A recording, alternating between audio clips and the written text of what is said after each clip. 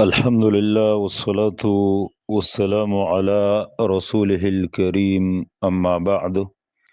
محترم رور پوښتنه کړې ده چې کله یو سړی ته په خوب کې احتلام شوی او چې د سحر راپاسي نو د دنه خروج د منی نه شوی د کپړې بالکل پاکي صفا سوتري ظاهري سنخه و غیره د احتلام د منی موجود نه نو د لپاره څه حکم دی؟ نو د لپاره حکم دار چې په د باندې غسل کول دا واجب نه دی.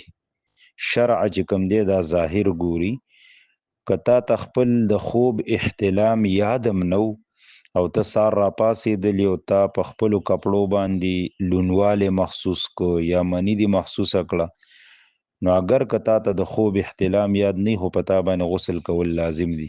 او که په خوب کې تا ډیر داسې تا ته احتلام مخې ته راغلی خو چې سار را پاسې ستا کپړې بالکل صفای ظاهر کې څه نښه وغیره نه نو پتا غسل لازم نه دی. دې باره کې دلیل د حدیث دی. امام ترمذی رحمت الله علیه په کتاب الطهارت کې باب تړلې، باب ما جاء فی من یستيقظ فیرى بللا ولا یذکر احتلاما. یو سړی د خوب نه راپاسی او د په کپړو باندې نجاست او ګندګي ویني او دته احتلام یاد نه نو د څه حکم دی؟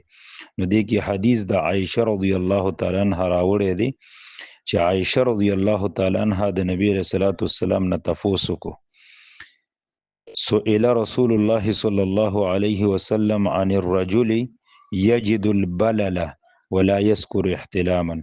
عائشه رضی الله تعالی عنها وی چې د نبی له صلوات والسلام نه تپوس وشو دا غ سړی په باره کې چې د تخپل احتلام یاد نه دی خو د په خپل کپړو باندې لونواله منی ګندګي و غیره محس ویني نو د څه حکم دی؟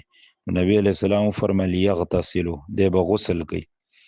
وعن الرجل يرى انه قد احتلم ولم يجد بللا. بیا د هغه سړي په باره کې تپوس شو چې د په خوب کې دته احتلام شوی دی خو د چې سار را پاسې د کپړې پاکي دي س نجاست ګندګي پنشته.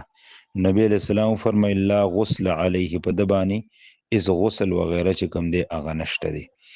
بیا ام سلمہ رضی الله تعالی عنها دام د نبی علیہ السلام بیبي و، هغه د رسول الله صلی الله علیه وسلم نه تاسو کو هل علی المرأه ترى ذلك غسل؟ اې د الله رسول کې یو زنانه د خوب را پاسي او هغه په خپل کپړو باندې دغه ګندګي نجاست مونږ کی نو په دې زنانه به غسل کنه؟ نبی علیہ السلام فرمایي نعم او په زنانه باندې غسل شته، ځکه ان النساء شقائق الرجال، په داسې مسائلو کې زنانه د سړو سره یو شانی. والله اعلم. هذا بالله التوفيق.